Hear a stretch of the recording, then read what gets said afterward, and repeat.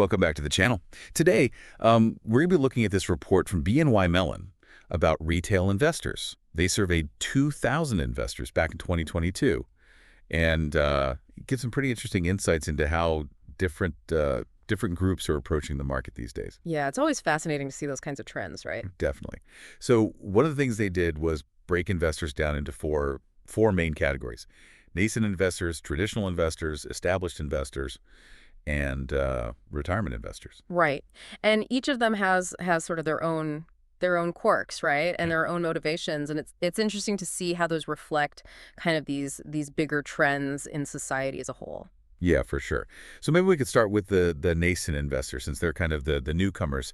The report says they're mostly Gen Z and millennials kind of dipping their toes into the market, often for the very first time. Yeah. Yeah, it's really interesting to see. I think that speaks to the accessibility of investing platforms now, but also to a growing acceptance of alternative assets, among these younger generation. Mm-hmm. Yeah. What and speaking of that, one of the things that jumped out at me was that 76% of them are making trades under $500. Wow. So we're talking micro investing here. Yeah, very much so. And then a quarter of them are holding cryptocurrency. So they're really, not afraid to kind of explore those new avenues. Definitely not. Yeah. It seems like they're not just chasing trends though either. I mean, 17% of them consult analyst reports before making decisions. Oh, wow. That's interesting. Yeah, it's kind of counterintuitive, but it makes sense when you think about it, right? There's so much information available online these days. That's true, yeah. They're not afraid to kind of dig in and do the research and try to make those informed choices. Right. So maybe they're new to the game, but they're approaching it smartly. All right, so let's move on then to the traditional investors. This is the group that's starting to get a little more serious about saving for retirement, and it seems like they're a little bit more cautious. Kind of leaning towards those traditional assets like stocks, mutual funds, ETFs. Yeah, definitely a little more risk averse, I think, and that extends to who they trust as well. 22% of them rely on advice from financial professionals, and it makes sense as their financial goals become more defined and maybe a little more complex. They're looking for expert guidance to help them navigate that. Makes sense. Mm-hmm. But here's a twist for you. Despite that sort of traditional approach, 20% of them are holding cryptocurrency. Right. It's interesting, isn't it? Yeah, very interesting. It seems like they're, prioritizing those traditional strategies, but they're not completely closed off to exploring those new opportunities either, Yeah. Maybe they see it as a way to diversify, or, maybe they are feeling that FOMO a little bit. Yeah, maybe so. All right, well, let's move on to the big spenders then, right? The established investors. These are the ones who are, averaging trades of $1,000 to $10,000 or more. Right. Yeah, they're in a different league. Yeah, really focused on growing those assets for retirement. And they really show that kind of sophisticated understanding of investment management. They're much more likely to use things like stock purchase plans. They're focused on minimizing fees, really, actively engaged in optimizing their returns. Yeah. Okay, so last but not least, we have the veterans, the retirement investors. These are the folks who've been in the market for a while.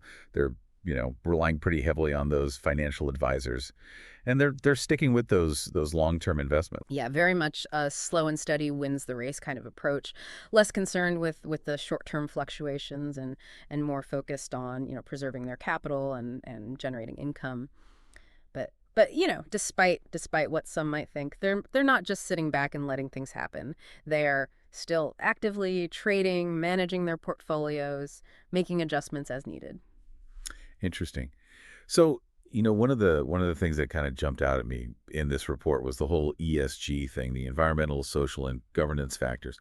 And, across all four groups, investors said it was important to them. But very few of them actually make it a top priority when they're making their investment decisions.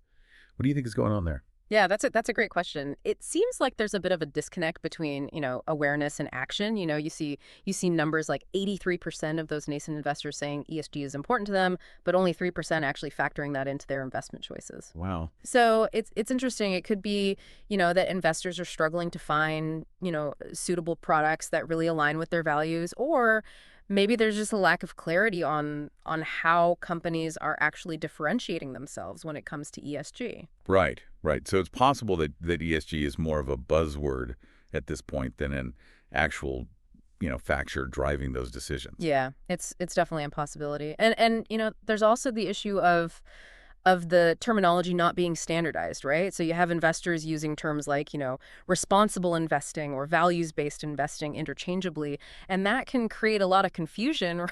Sure. And make it difficult to really compare different options. Yeah, absolutely. It seems like there's a need for more transparency and clearer communication from companies on what they're doing, right? Right. If investors can't easily understand it, it's hard to make those informed decisions. Exactly. And the report actually highlights some of those communication challenges in other areas too, particularly when it comes to things like proxy statements. Investors across the board are frustrated with that, complex language, the legal jargon. They want something clear, concise, easy to understand. Right. It shouldn't feel like a chore to stay informed about your investments. Exactly. So, I think companies and asset managers need to really adapt their strategies to resonate with those retail investors. And, simplicity and transparency are key there.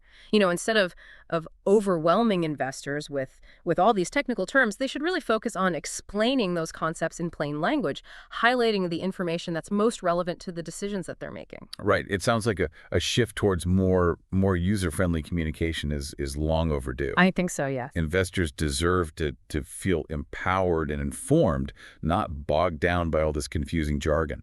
Absolutely. It's really interesting though how investors are kind of increasingly, seeking out that information and wanting to be more involved in those decisions. Yeah. Yeah, it's like they're taking ownership of their financial futures, Absolutely. which is great to see. Yeah, very empowering. And I think that's a trend that's likely to continue, especially as, technology makes investing even more accessible, more transparent. Right. Well, and speaking of technology, the report also touched on the role of technology in kind of shaping the future of retail investing. Yeah, for sure. I mean, technology is playing a bigger and bigger role, right, in how investors are accessing information, managing their portfolios, making decisions. One example is robo-advisors. They're becoming really popular, especially with younger investors. Yeah. Robo-advisors, can you maybe just for anyone who's not familiar, just quickly explain what those are?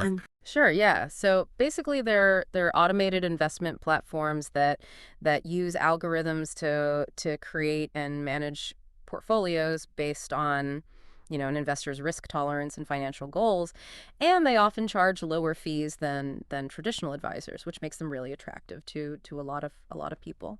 So it's kind of like having a digital financial advisor. Exactly, yeah. Yeah. And as technology continues to advance, I think we can expect to see even more innovative tools and platforms emerge, which is exciting, I think. It gives retail investors even more control over their financial destinies. Right, right. Yeah, it's an exciting time to be an investor, that's for sure. But, with all that information and all those options out there, it's more important than ever for people to really do their research Oh, absolutely. and make those informed decisions. Yeah, it's easy to get caught up in the hype, especially with, social media and all those online communities. But, it's important to remember that investing is a long-term game and there are no guarantees. Right. You really need to understand those risks involved and make sure your strategy aligns with your goals. Right. So stay informed, be cautious, and don't be afraid to seek out expert guidance when you need it. Yeah, good advice. Now, before we wrap up, I did want to circle back to something we touched on earlier, which is the importance of ESG investing. Yeah, it's a topic that's definitely getting more and more attention these days. Absolutely, and for good reason. As investors become more aware of the impact their investments are having on the world, they're demanding that greater transparency, greater accountability from companies. They want to know that their money is being invested in businesses that are operating ethically and sustainably. Right, right. So it's not just about profits anymore. It's about making a positive impact. Exactly. And that shift in investor sentiment, it is having a real impact on how businesses operate. Companies are realizing that they need to prioritize those ESG factors if they want to attract and retain those investors. Right. So it's kind of a a positive feedback loop, right? Investors are demanding more, and then companies are responding by making those positive changes. Exactly, yeah. It's a win-win for everyone, including the planet. Couldn't agree more. And I think that trend is only going to accelerate, in the coming years. ESG investing it's not a niche concept anymore. It's really becoming mainstream.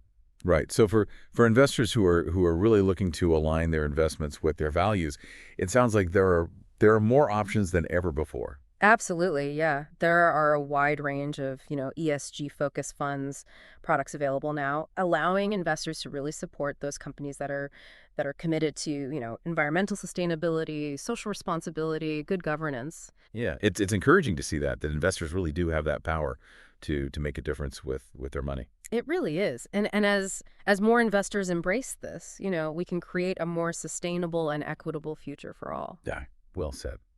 So as we kind of wrap up this insightful discussion, what final thoughts would you like to leave our listeners with? I think, at the end of the day, the big takeaway is that the world of retail investing is really more dynamic and engaging than ever before. There's a real sense of empowerment out there, and that's driving a lot of positive change, I think. So, stay curious, stay informed, and most importantly, stay engaged. Great advice. It's been a fascinating look at all these trends shaping the retail investing landscape. So thanks for breaking it down for us. And with that, we conclude this exploration of the world of retail investors. Please like and subscribe.